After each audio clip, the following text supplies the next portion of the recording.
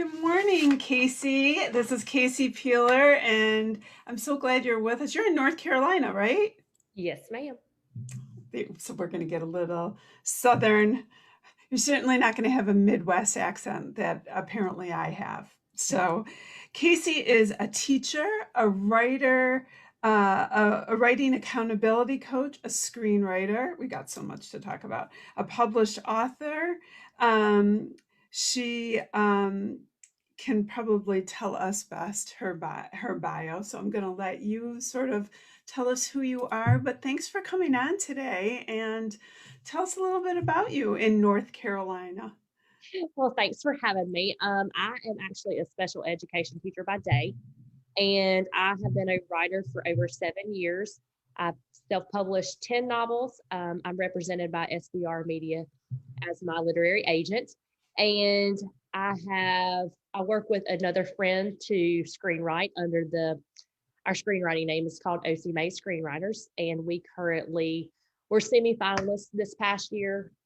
I'm like 2020 has been so long. Yes, it was like this past fall. 2020 has been so long, but we're almost there. Yes, for the Big Apple Film and Screenwriting Festival, we were semifinalists for that. So that's a big thing that's been going on. The teacher in me loves to help others, and so that's why I started doing some writing accountability coach, just to kind of help people. Like, say, if you want to self-publish or you just want to write a book, what are the steps to get there, and to kind of coach them along in the process and check in with them and those type things. So let's start with your day job. Tell me a little bit, because that sounds a little bit to tug on a heartstring for a minute. It takes a special person. So tell me a little bit about your day job. Then we'll talk about your passions too. But let's So talk I take certainly. the one thing I will say is I hear that so much that it takes a special person, and I say, well, I wouldn't teach regular kids to save my life because that's just not who I am. But I do. I teach high school students that are special needs. They are in what's called the occupational course of study, so they are working to basically be job ready when they get out.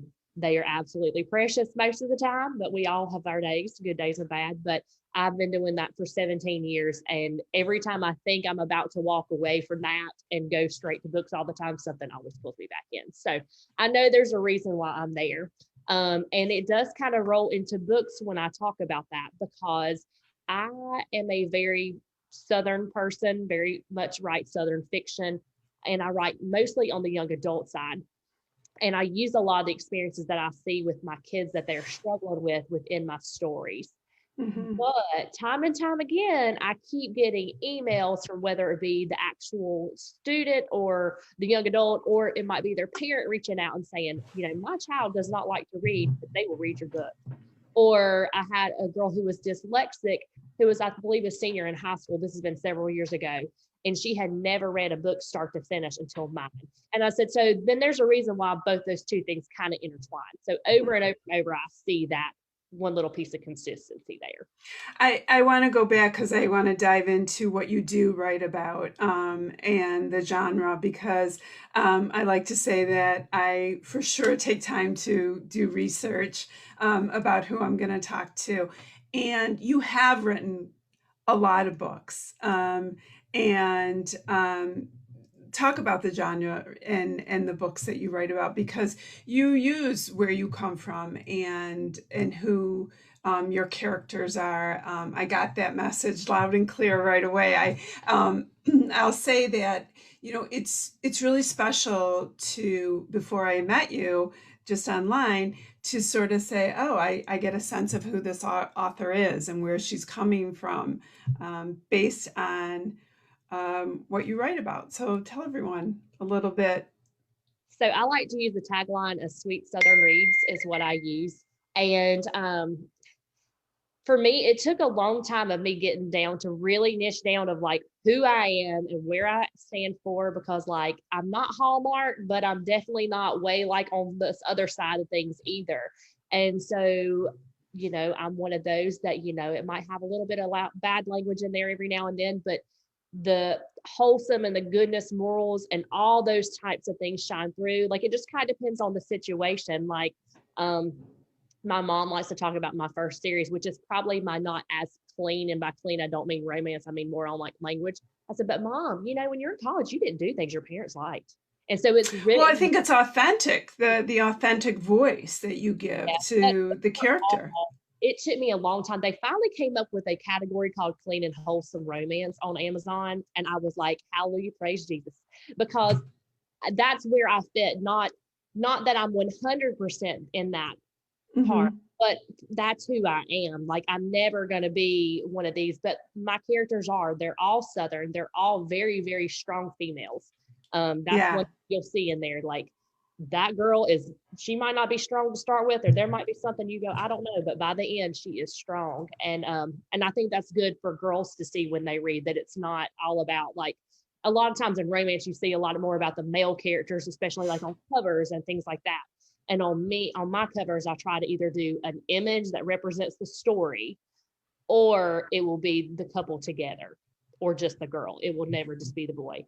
Um, But I like that, growing up, I'm older, but growing up, we had the Judy Blume books. And, I think about that as and that was sort of um, our strong, to some extent, our strong women role model at the time, or that young reader, and the language that we looked for in a book that we liked, and even as an adult, had to be real. It had to be authentic. It had to be authentic to the location of where the story was coming out of. Where you're writing, it has to be real. If you couldn't necessarily write New York City girl, um, that's not your voice necessarily. How do you deal with, or does it not happen to you, writer's block? I know, like, sometimes even as a publicist, if I'm trying to even just write a press release, sometimes I sit in front of my computer and go, oh God, that white, it doesn't matter if you're handwriting or typing, there's a white piece of paper in front of you some days and you're like, oh. Well, it kind of depends. I actually was talking about this with someone else the other day. But so for me, like, my readers help me a lot because they are so much like family. Like, my newsletter is like my family and my little Facebook group. And so they kind of nudge me along, especially if I have an idea and I'm kind of stuck. Like, I can throw out two or three things, and usually the one in my gut is the one that they pick. So there's that scenario. But then also, like, I've gotten to where I usually write the end of my story before I write the rest, because Oh, okay. and I don't usually start there. I usually start at the beginning, and then I usually take a pause one day because I know where my story is going to end 100%. I outline, but for some reason, my characters like to take detours on the way. And so I always feel like if I have that ending written, then I can go back and make the pieces fit. But that's pretty much how, like, with writer's block and stuff, like, I've not had it happen to me very frequently. Another thing is I use country music as a big inspiration in mine. And so a lot of times I'll have a storyline, know where I'm going, and I'll hear something on the radio and I'm like, boom, that's it. Like, that's the piece that I've kind of been missing to, like, hook everything together or to Oh, I make love that. it.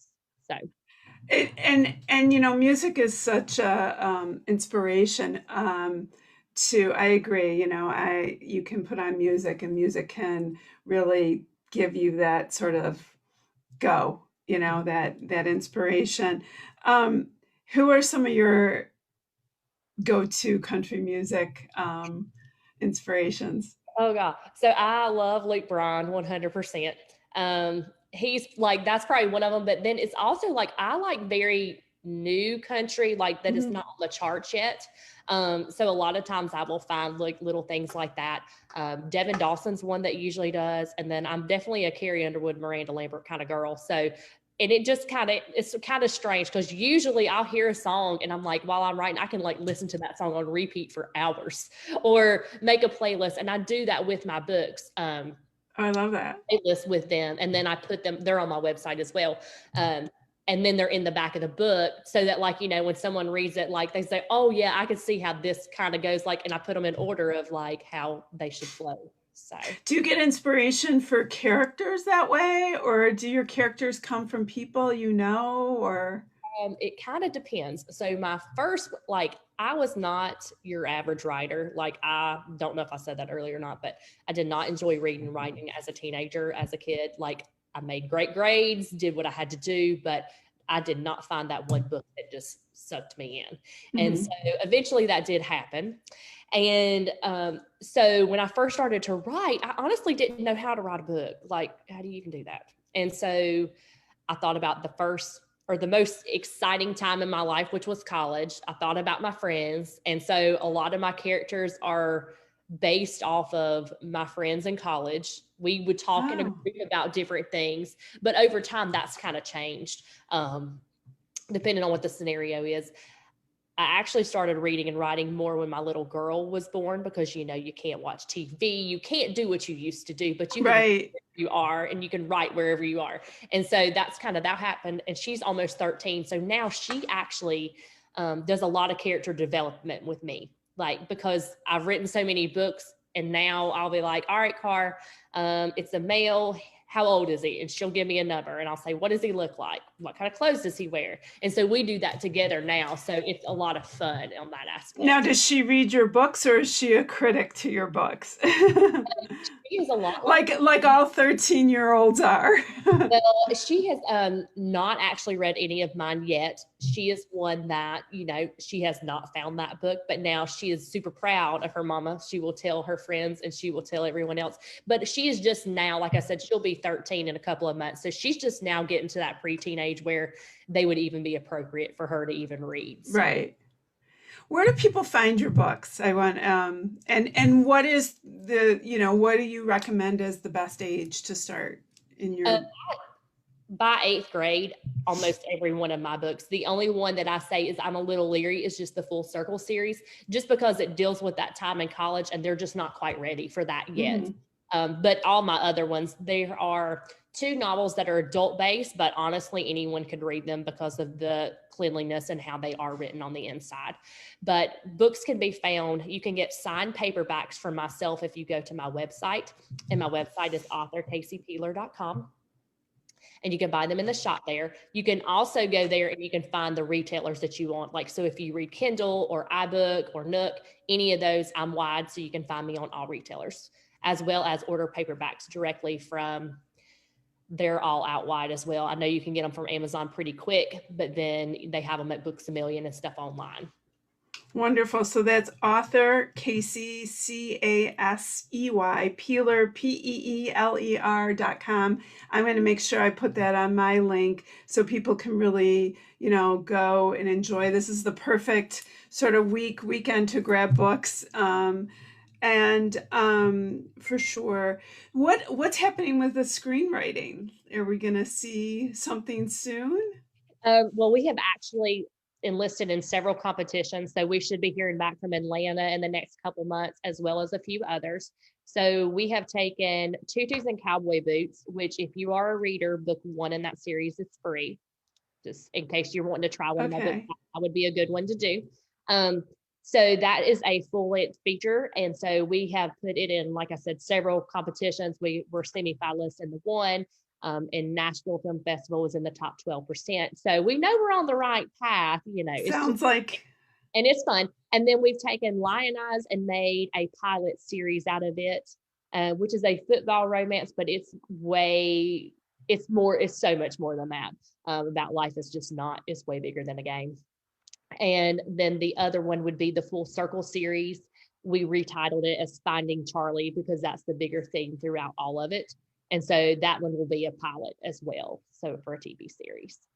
so you're just waiting to hear like whether the whole pick up it gets picked up and all the all the Hollywood stuff that we have to do and getting through the pandemic and people back to production and things like that. That's fabulous. It's just so different, like how you go about screenwriting as opposed to writing a book, like even with like agents and just trying to get Yes. stuff out there. It's such a different world. Well, I'm so excited that we got to be able to have this conversation and sort of open up and people get a chance to meet you this way, hear about your books and potentially new TV shows. We'll keep our eyes out, and I definitely want you to come back and keep us posted. on that. Stay in touch with me on that. But please go to authorcaseypeeler.com. Start reading these books. You'll get a little Southern flair. I love that. And you may just find a whole new genre for eighth grade and up. And I love that. So, Casey, have a happy new year. Keep writing, stay in contact. Let us know what's happening. Sounds good. Thank y'all so much. All right. See you soon. Take care. Bye bye.